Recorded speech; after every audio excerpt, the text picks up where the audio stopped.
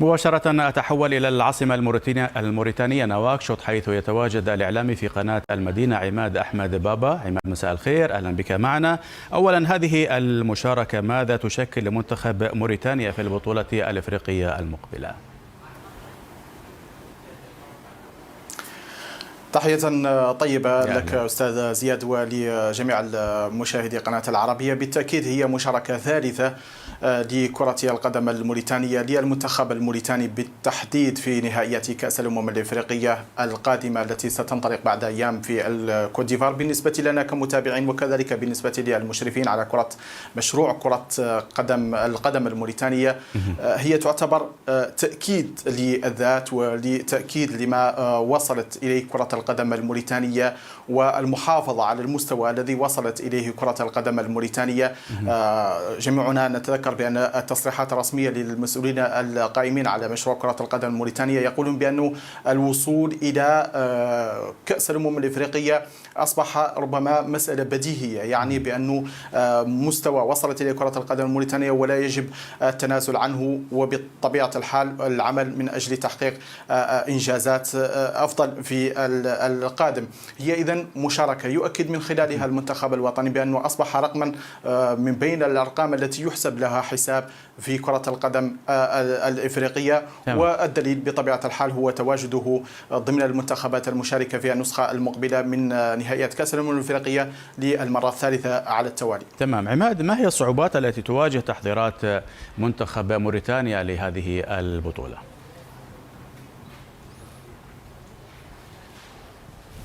للأسف لم أسمع. ما هي الصعوبات التي تواجه تحضيرات المنتخب؟ جميل. بالنسبة لي ربما ليست هنالك صعوبات تواجه المنتخب الوطني، الصعوبة تكمن في التحدي تحقيق إنجازات تذكر في هذه المشاركة الثالثة للمنتخب الوطني في نهائيات كأس الأمم الإفريقية. نعلم جميعا بأن الجمهور الرياضي الموريتاني غير صبور بالمرة على المنتخبات الوطنية، ربما يرتفع سقف الطموح بالنسبة إليه بشكل سريع جدا. نحن نعلم بأننا جميعا شاركنا في النسختين الماضيتين من نهائيات كأس الأمم الأفريقية في مصر 2019، وربما كانت النتائج شبه مرضية نوعا ما، بما أنه المنتخب الوطني حقق تعادلين وخسارة، رغم أنه خرج من الدور الأول. في النسخة الثانية كانت المشاركة ربما دون المستوى، ومني المنتخب الوطني ب3 هزائم وخرج كذلك من الدور الأول. الآن التحدي يكمن في تحقيق نتائج تذكر في هذه المشاركة الجديدة بالنسبة للمنتخب الوطني، رغم أنها لن تكون مشاركة سهلة، خاصة مع منتخبات كبيرة على غرار المنتخب الجزائري، أحد المنتخبات الطامحة لتحقيق لقب هذه النسخة، والذي من دون شك سيكون أحد المنافسين الكبار على لقب هذه الدورة. كذلك المنتخب البوركينابي أحد المنتخبات التي عودتنا في السابق على لعب الدوار طلائعية في كأس الأمم الإفريقية السابقة.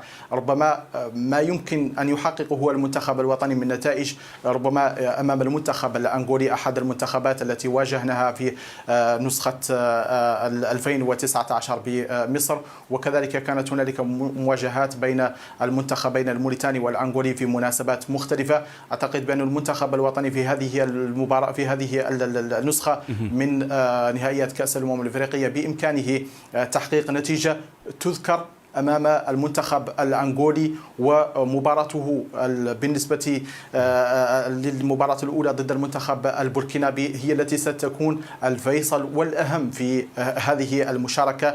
وأعتقد بأن التحدي الكبير في مباراة الافتتاحية أمام منتخب بوركينا فاسو والتي يجب أن يكون كل التركيز عليها لضمان خروج بنتيجة إيجابية من هذه المباراة والوصول إلى مباراة الأنغولا التي بإمكان المنتخب الوطني تقديم شيء فيها. وبالنسبة للمباراة الثالثة أعتقد بأن منتخب أمام منتخب جزائري، إن لم نكن متشائمين نوعا ما يمكن أن نقول بأنها مباراة محسومة على الورق بالنسبة للمنتخب الجزائري. طيب عماد، كسبا للوقت، القائمة التي اختارها المدرب أمير عبدو هل تعتبر الأنسب لمنتخب موريتانيا؟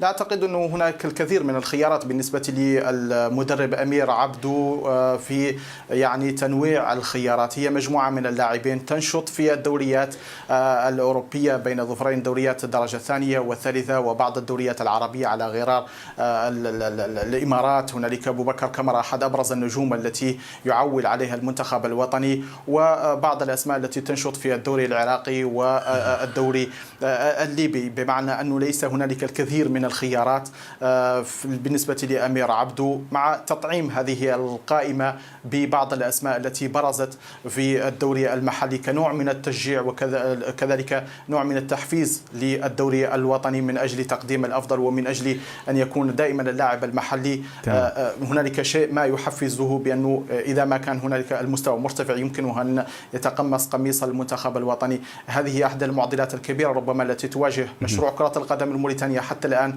بأن موريتانيا لم تحقق حتى الآن أو تحصل على النوعية الجيدة من اللاعبين الذين بإمكانهم مقارعة كبار اللاعبين على المستوى القاري. نعرف بأنك مثلا إذا تشارك في هذه البطولة ستكون أمام لاعبين من الطراز العالي على غرار ما تتوفر عليه المنتخبات الأخرى، المغرب، مصر، بقية المنتخبات الأخرى.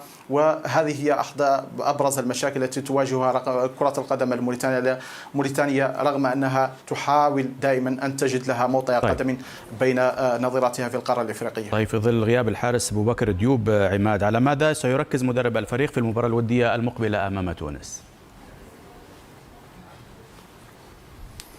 أعتقد بأنه هو ضربة بالنسبة للمنتخب الوطني، لكن لا أعتقد بأن تأثيره سيكون كبيرا. حارس أبو بكر ديوب هو الحارس الثاني للمنتخب الوطني، كل تعويل على الحارس الأساسي، وأعتقد بأنه الغياب أبو بكر ديوب لن يكون له تأثير كبير إلا في حالة ما تعرض الحارس الأساسي لربما إصابة لا قدر الله في المباريات القادمة. طيب، الصحافة الموريتانية الآن، عماد، كيف تدعم منتخب البلاد؟ الكل يتجند خلف المنتخب الوطني، لا نقول حتى صحافة، ربما حكومة وشعبا ونقاد، ربما يحاول الجميع أنه يظهر إمكانيات لاعبين المنتخب الوطني، دعمهم، ودائما التدوين والنشر ونشر الأخبار السارة وربما المحفزة للمنتخب الوطني، ومحاولة إخفاء ربما بعض النواقص التي يعاني منها المنتخب الوطني. نحن جميعا كموريتانيين ربما نوع من التصالح مع الذات، بأنه منتخب موريتاني لا زال في طور النشأ، مر بمراحل متعددة، ربما بمطبات، وأعتقد بأنه ندرك جيدا حجم منتخبنا وأملنا فقط أن نحقق نتائج إيجابية. شكرا عماد أحمد بابا على هذه المشاركة. وصلنا